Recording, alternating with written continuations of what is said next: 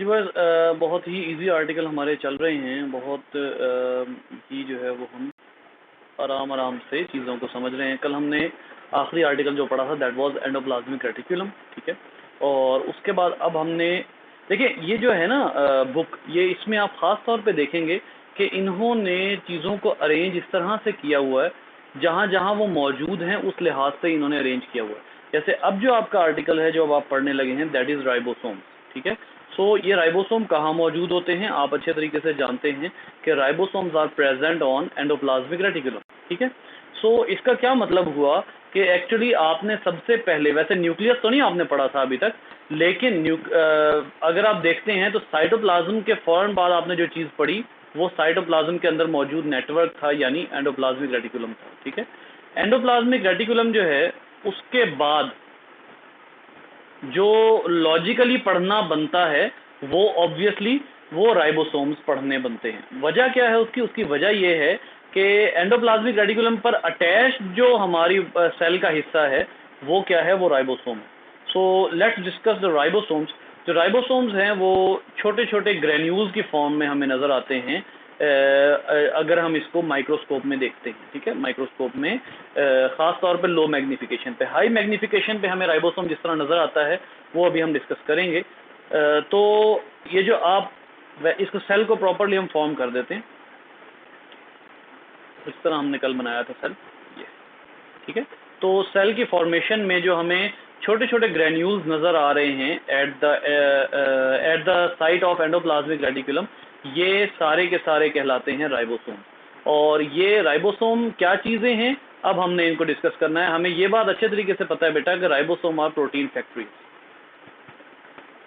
Ribosome जो है वो प्रोटीन फैक्ट्रीज हैं, लेकिन ये बात भी जानना ज़रूरी है कि इनका स्ट्रक्चर कैसा होता है। So let's draw the structure according two electron microscope. Electron microscope के मुताबिक जो राइबोसोम का स्ट्रक्चर होता है अब हम वो देखेंगे। जी, इलेक्ट्रॉन माइक्रोस्कोप के मुताबिक जो राइबोसोम का स्ट्रक्चर है वो कुछ ऐसे है। Ribosome is composed of two units, two sub units, smaller sub unit and larger sub unit. ये ऑब्वियसली लार्जर है और ये स्मॉलर, ठीक है। ये जो लार्जर और स्मॉलर सब यूनिट्स हैं इनमें दोनों में राइबोसोमल आरएनए मौजूद होता है। आपको अच्छे तरीके से पता है कि 3 टाइप्स हैं आरएनए की, राइबोसोमल आरएनए, ट्रांसफर आरएनए और मैसेंजर आरएनए। तो इन दोनों में जो है वो राइबोसोमल आरएनए मौजूद होता है। ये जो राइबोसोम है एक्चुअली इसके दोनों पार्ट्स जब वर्किंग नहीं कर रहे होते, व्हेन नॉट वर्किंग, जब ये फंक्शनल नहीं होता, जब ये वर्किंग नहीं कर रहा होता राइबोसोम, तो ये दोनों पार्ट्स इसके सेपरेट होते हैं। दोनों पार्ट्स एक दूसरे से अलग अलग होते हैं और ये दोनों पार्ट्स जो हैं इनको अलग अलग स्टडी किया जा सकता है। लेकिन जिस टाइम पे मैसेंजर आरएनए आ जाता है और मैसेंजर आरएनए आकर राइबोसोम के दरमियान फिट होता है तो उस टाइम पर ये दोनों सब यूनिट एक दूसरे के साथ ज्वाइन कर जाते हैं। दोनों सब यूनिट एक दूसरे के साथ जस्ट लाइक इस तरह जुड़ जाते हैं जैसे पेन का ढक्कन है, ठीक है, या जैसे ये जो है ना ये आपको नजर आ रहा है, ये इसकी बैक, ठीक है। तो इसको आप लार्जर समझ लें, एक वक्त के लिए एज्यूम कर लें कि ये लार्जर है ये स्मॉलर है, ठीक है। सो ये दोनों आकर वर्किंग के टाइम पे ऐसे फिक्स हो जाते हैं। लेकिन अगर आप इनको नॉन वर्किंग स्टेट में देखते हैं तो लार्जर सब यूनिट अलग होता है, स्मॉलर सब यूनिट अलग होता है। वर्किंग के टाइम पे दोनों कंबाइन हो जाते हैं। इन दोनों को वर्किंग के टाइम पर कंबाइन करने वाला जो एक मॉलिक्यूल होता है जो वर्किंग के टाइम पे इन दोनों सब यूनिट्स को कंबाइन करता है, वो मॉलिक्यूल कौन सा है? सॉरी, मॉलिक्यूल कह रहा हूँ, molecule is a blunder. Ion, Mg2 positive ion होता है जो इन दोनों को आपस में ज्वाइन करता है और इनको पकड़ के रखता है। कब तक? जब तक वो होती रहती है, प्रोटीन फॉर्मेशन होती रहती है। प्रोटीन फॉर्मेशन के लिए इन दोनों को जुड़ना पड़ता है, मैंने अभी आपको बताया। तो प्रोटीन फॉर्मेशन के लिए जब इन दोनों को जुड़ना पड़ेगा तो उनको जोड़ने के लिए दरमियान में मैग्नीशियम आयन यूज होता है और वो मैग्नीशियम आयन तब तक जुड़ा रहता है जब तक प्रोटीन पूरी नहीं बन जाती, ठीक है। अभी हमने क्या डिस्कस किया? हमने कहा कि जो राइबोसोम है इसका जो फंक्शन है वो है प्रोटीन सिंथेसिस, ठीक है। प्रोटीन सिंथेसिस का फंक्शन होता है। अच्छा, इसके बाद अब इस टॉपिक में जो बात है कि राइबोसोम बनते कहाँ पर हैं, सवाल ये पैदा होता है वेयर डू राइबोसोम्स फॉर्म। क्योंकि ये बात तो हमने कर ली ना कि कौन कौन से मॉलिक्यूल, कौन कौन से जो कंपाउंड्स है वो कहाँ कहाँ बनते हैं, ठीक है। सो राइबोसोम कहाँ बनते हैं, ये वर्किंग हालत में तो हैं, एंडोप्लाज्मिक रेटिकुलम के ऊपर मौजूद है, एंडोप्लाज्मिक रेटिकुलम के ऊपर ये मौजूद हैं, वहाँ वर्किंग कर रहे हैं, लेकिन असेंबल कहाँ होते हैं, मतलब ये बनते कहाँ पर हैं, या आपकी बुक में वर्ड लिखा हुआ है असेंबल कहाँ होते हैं। आप में से किसी को पता है कि ये कहाँ असेंबल होते हैं?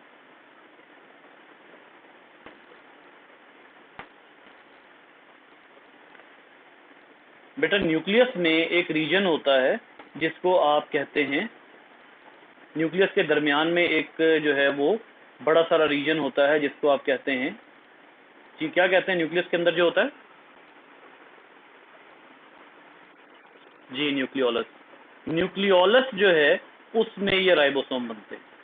न्यूक्लियोलस राइबोसोम फैक्ट्री है, राइबोसोम प्रोटीन फैक्ट्री है और न्यूक्लियोलस राइबोसोम फैक्ट्री है। एक और बात एमडी कैट के हवाले से, खास तौर पे राइबोसोम के हवाले से आपको कहूंगा कि ये राइबोसोम जो है ये हमारे सेल के, मैंने आपको कल एक बात बताई थी कि हम चौथे चैप्टर में कौन सा सेल पढ़ रहे हैं बेटा, कल ये मैंने आप लोगों को बात बताई थी।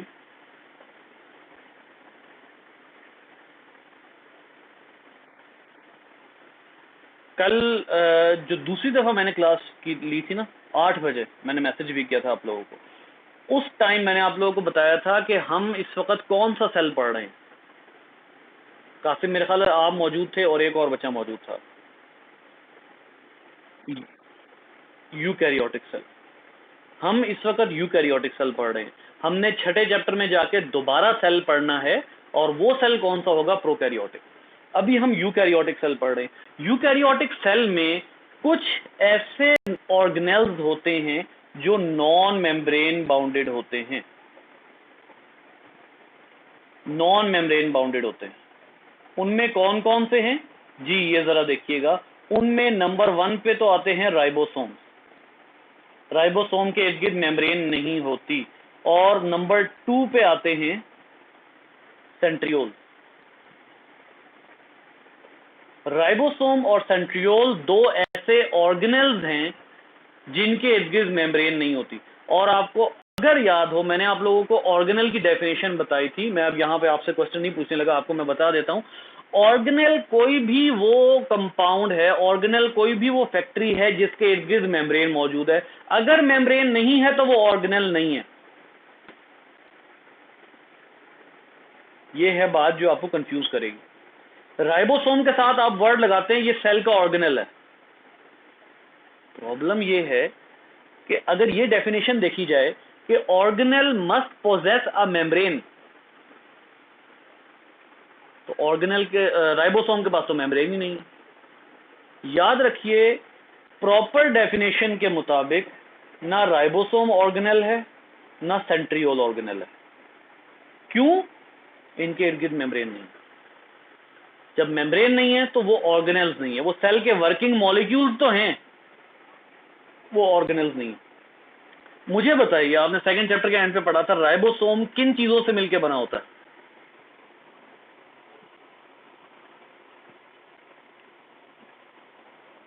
हाँ जी, राइबोसोम किन चीजों से मिल, जी कासिम, और एक और चीज है, दोनों की अमाउंट, दो चीजों से मिलकर बना होता है और दोनों की अमाउंट 50-50% होती है।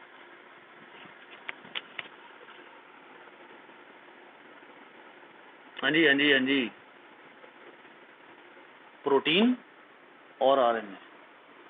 सेकंड चैप्टर में देख लीजिएगा, सेकंड लास्ट पेज, जो राइबोसोमल आरएनए है उसमें लिखा हुआ है कि जो राइबोसोम है उसमें 50% आरएनए होता है, यानी राइबोसोमल आरएनए होता है, और 50% प्रोटीन होती है।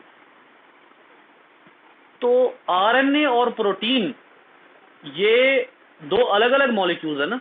आरएनए किस किस मॉलिक्यूल की कैटेगरी में आता है बेटा? कौन से मॉलिक्यूल्स हैं ये? फिर सेकंड चैप्टर खंगाल रहा है आपका। आरएनए किस मॉलिक्यूल की कैटेगरी में आता है? 4 आपने पढ़े थे major organic molecule, carbohydrates, lipid protein, nucleic acid. RNA किस कैटेगरी में आता है?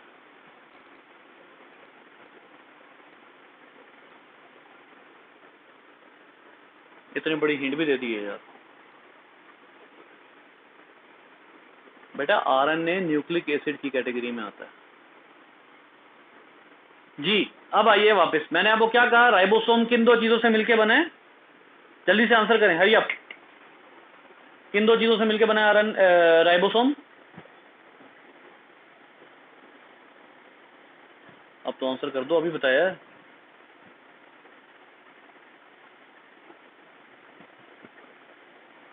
अल्लाह के बंदो। और दूसरी चीज क्या है? राइबोसोम, एक तो आरएनए है उसमें, न्यूक्लिक एसिड, और दूसरा? हाँ जी, तो एक हो गया न्यूक्लिक एसिड, दूसरी प्रोटीन, दोनों डिफरेंट नेचर के हैं, दोनों को मिला दे तो कौन सा मॉलिक्यूल बनता है? सेकंड चैप्टर के एंड पे पढ़ा था आपने, दो डिफरेंट नेचर के मॉलिक्यूल्स को मिला दें तो, आखिरी टॉपिक सेकंड चैप्टर का।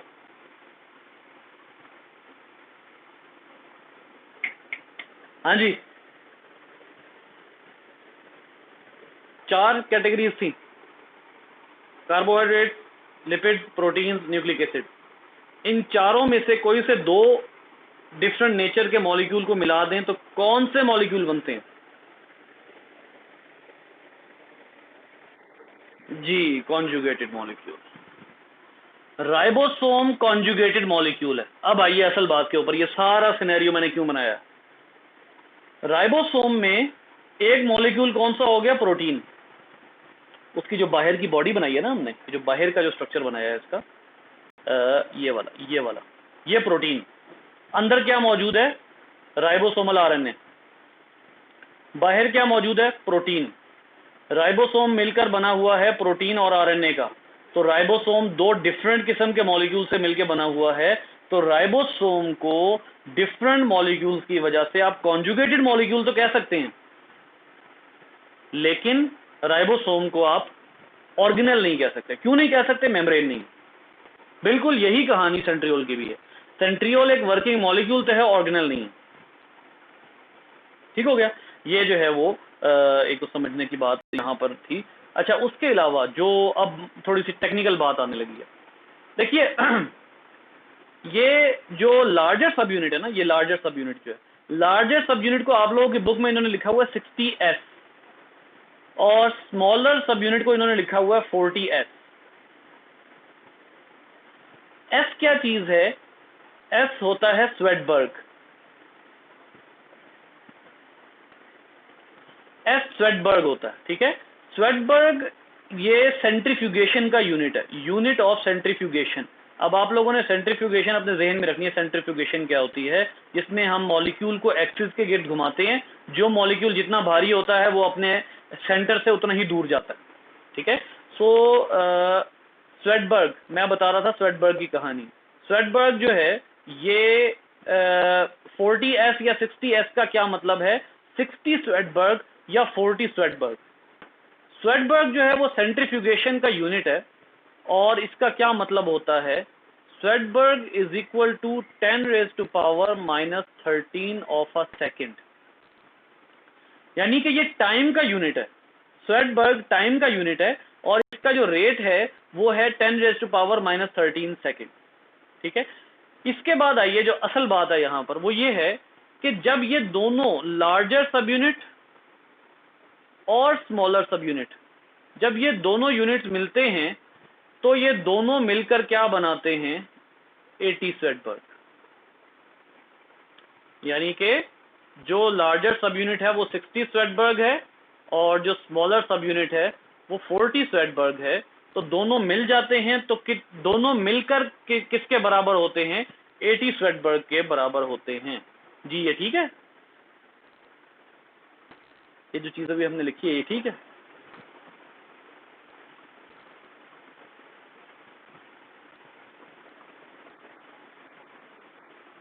जी, यही मैं आपसे पूछ रहा हूँ। आपको थोड़ी देर के लिए अपने मैथ पे डाउट हुआ होगा कि यार ये सर क्या कह रहे हैं, सर का मैथ बहुत ही खराब है, बायो पढ़ा पढ़ा के मैथ खराब हो गया। 60 + 40 तो 100 होता है। आपको आवाज आ रही है मेरी?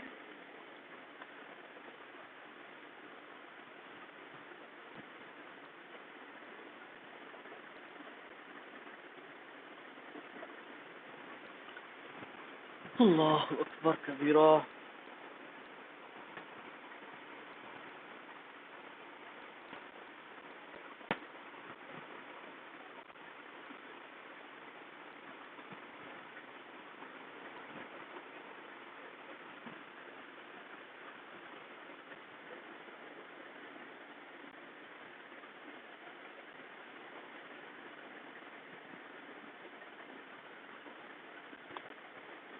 जी शुक्र है, मैं कैमरे में देख रहा था तो एन मौके पे मुझे पता लग गया कि सिग्नल आउट हुए। हाँ, तो बात हो रही थी बेटा कि 60 और 40 जो है वो तो 100 होता है, तो ये 60 और 40 मिलके 80 क्यों बना रहे हैं। अब आइए इस बात के ऊपर बेटा। मैं वंस अगेन इस पेन की एग्जांपल आपको देने लगा। पेन की एग्जांपल कुछ ऐसे है कि फर्ज करें कि मैंने आपको क्या कहा, स्वेडबर्ग किसका यूनिट है, टाइम का यूनिट है, किस फिनोमिना के लिए,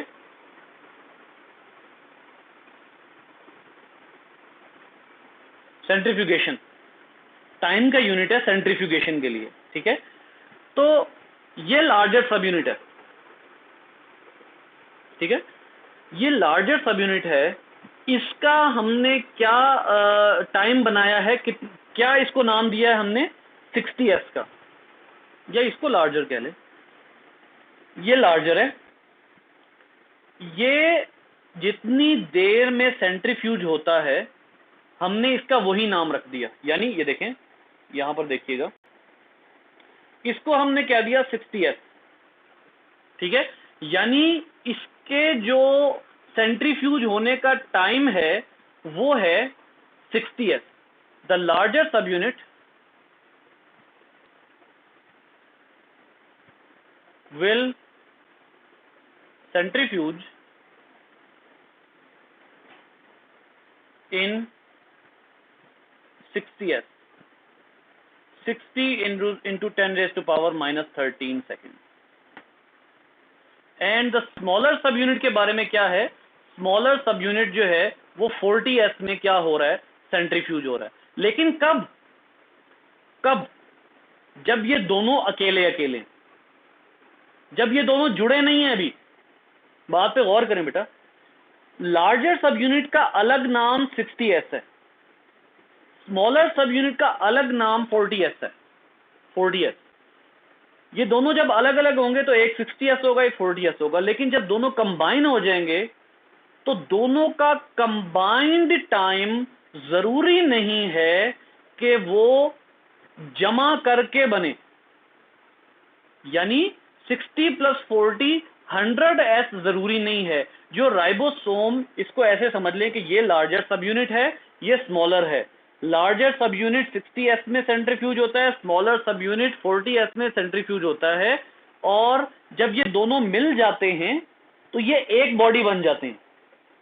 तो एक बॉडी का सेंट्रीफ्यूज टाइम हरगिज जरूरी नहीं है कि वो 60 + 40 का सम हो। उसका 60 + 40 के सम होना जरूरी नहीं है, बल्कि जितने टाइम में वो सेंट्रीफ्यूज होगा हम उसको वही टाइम देंगे। ये बात समझ आई है या नहीं आई? बहुत इजी सी बात है। देखें भाई, आपने एक पेन यूज कर रहे हैं और एक उसका लिड है, ठीक है। पेन से आप लिख रहे हैं, जब आपका दिल करता है जी आप नहीं लिखना, आपने पेन जो है वो लिड जो है वो पेन के ऊपर चढ़ा दी। अब बिल्कुल ऐसी ही बात है, जब आपने प्रोटीन बनानी थी आपने राइबोसोम के दोनों यूनिट्स को मिला दिया, और जब आपने प्रोटीन नहीं बनानी थी आपने राइबोसोम के दोनों यूनिट्स को अलग कर दिया। दोनों यूनिट्स अलग अलग कितने टाइम में सेंट्रीफ्यूज हो रहे हैं? लार्जर सब यूनिट हो रहा है 60s में, स्मॉलर सब यूनिट हो रहा है 40s में। जब ये दोनों कंबाइन होंगे तो इनका जो सेंट्रीफ्यूज टाइम होगा वो 80s होगा। क्यों? क्योंकि जब कंबाइन हो जाने के बाद ये बन जाते हैं सिंगल बॉडी, और सिंगल बॉडी में जरूरी नहीं है कि जो सेंट्रीफ्यूज टाइम हो वो 60 और 40 का सम हो, वो 80s होता है। यानी सिंगल बॉडी, राइबोसोम जब सिंगल बॉडी बना लेते हैं तो वो 80s में सेंट्रीफ्यूज हो जाते हैं। This is the meaning of Swedberg, and this is why there is a difference between our calculation and the ribosomal calculation. Ribosome का जो टाइम है वो सम पे डिपेंड नहीं करता, 60+40 आपने नहीं करना है इसमें। इसमें आपने ये देखना है कि एक बॉडी के तौर पे वो कितनी देर में सेंट्रीफ्यूज होता है, और वो 80 में सेंट्रीफ्यूज हो जाता है, ठीक है। तो एक तो ये बात आ गई। उसके बाद एक आखिरी बात यहाँ पर राइबोसोम के हवाले से क्या लिखी हुई है कि ये देखिएगा, ये है ये मैसेज, क्योंकि राइबोसोम जो है वो किसको डिकोड करते हैं आपको अच्छे तरीके से पता है जी बेटा। राइबोसोम किसको डिकोड करते हैं?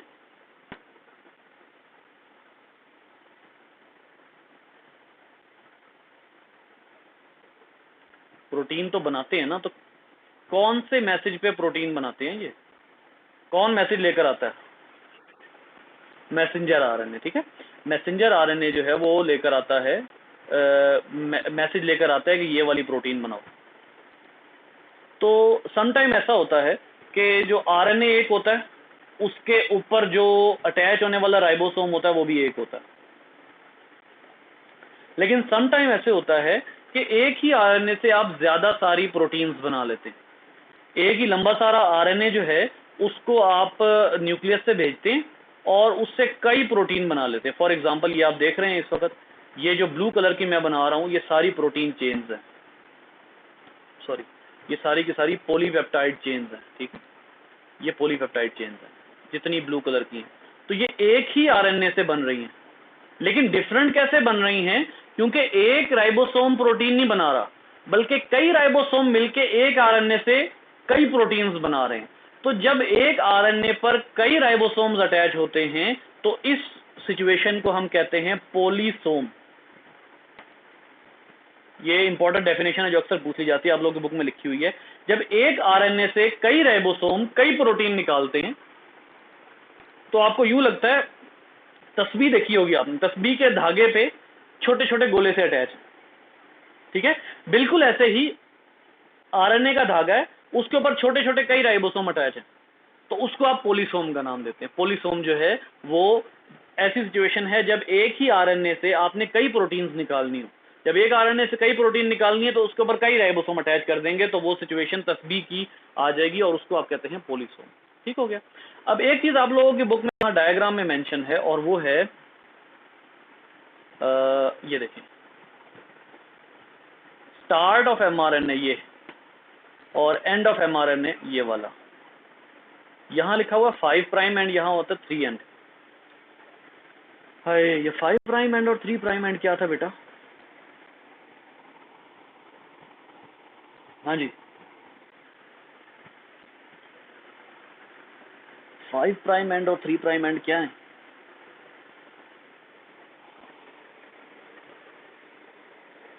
याद है कुछ आप लोगों को? मैंने बड़ी डिटेल में समझाया हुआ है कि 5 प्राइम किस तरफ होता है और 3 प्राइम किस तरफ होता है, और क्या वजह होती है 5 प्राइम की और 3 प्राइम की। वो मैंने आरएनए में नहीं, डीएनए में समझाया हुआ, लेकिन डीएनए और आरएनए में वजह सेम है।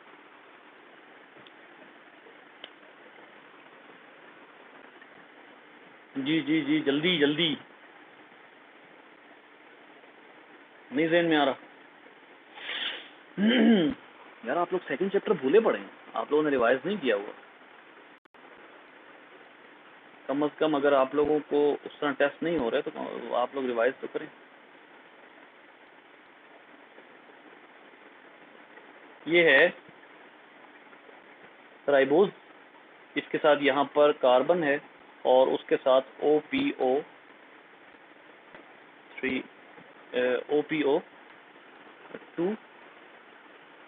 2 नेगेटिव, ठीक है। इस तरह से OPO3 है, और यहाँ पर जो है वो नाइट्रोजनस बेस है। ये कार्बन नंबर कौन सा है? 1, ये 2, ये 3, ये 4, ये 5। जहाँ कार्बन नंबर 3 नीचे आ रहा है उसको आप कहा करते थे 3 प्राइम, और जहाँ कार्बन नंबर 5 टर्मिनल एंड पे आ रहा है, यानी आखिरी एंड पे कार्बन नंबर 5 है, उसको आप कहते हैं 5 प्राइम। ये मैंने आपको बताया था कि जहाँ डीएनए या आरएनए एंड हो और राइबोज के जिस कार्बन का रुख उस तरफ होगा उसको आप नाम दे देंगे। अगर आरएनए या अगर जो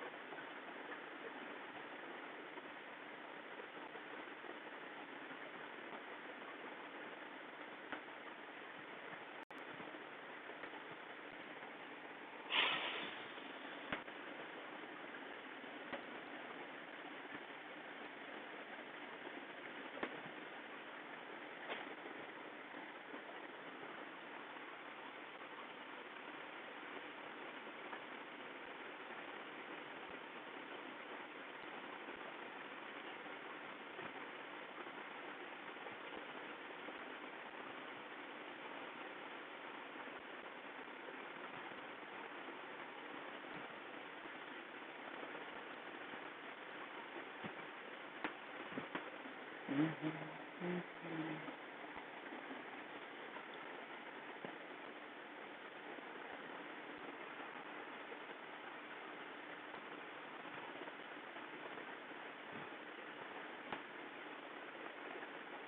बच्चे, आखिरी बात मैं क्या बता रहा था आप लोगों को?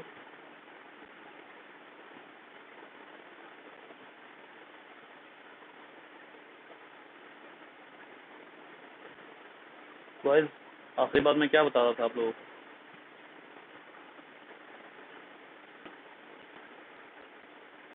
हाँ,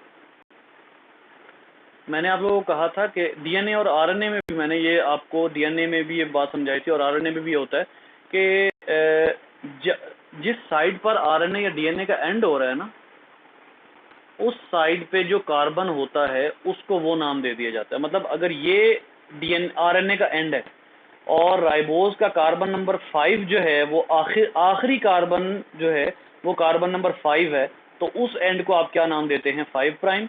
और अगर यहाँ पर जो है वो ये एंड है, ये एक और एंड है, ठीक है, और ये जो एंड है इस पे जो राइबोज का कार्बन नंबर आ रहा है वो 3 है, यानी कि ये मॉलिक्यूल नीचे की तरफ थर्ड कार्बन पे एंड हो जाता है, तो इसको आप नाम देते हैं 3 कार्बन, 3 प्राइम, ठीक है। तो इसका मतलब ये हुआ कि ये जो मॉलिक्यूल है आरएनए का, इसके इस तरफ, इस साइड पर उसने क्या कहा? 5 प्राइम एंड है, यानी कि इधर राइबोज का रुख कुछ ऐसे है, ये इधर राइबोज का रुख कुछ ऐसे है, ये 5th कार्बन है, 5 प्राइम। और अगर इधर राइबोज का रुख कुछ ऐसे है तो इधर कौन सा आ जाएगा कार्बन एंड पे? इधर कार्बन आ जाएगा, ये 3rd।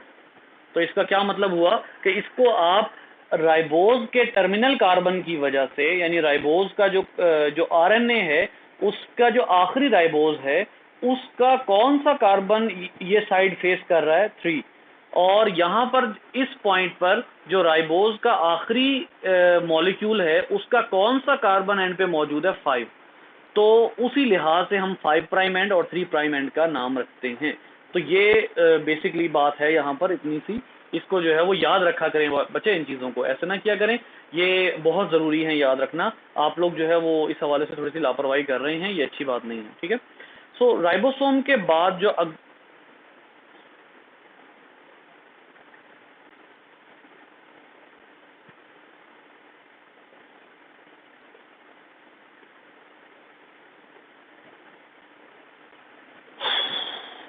क्या हो गया आज?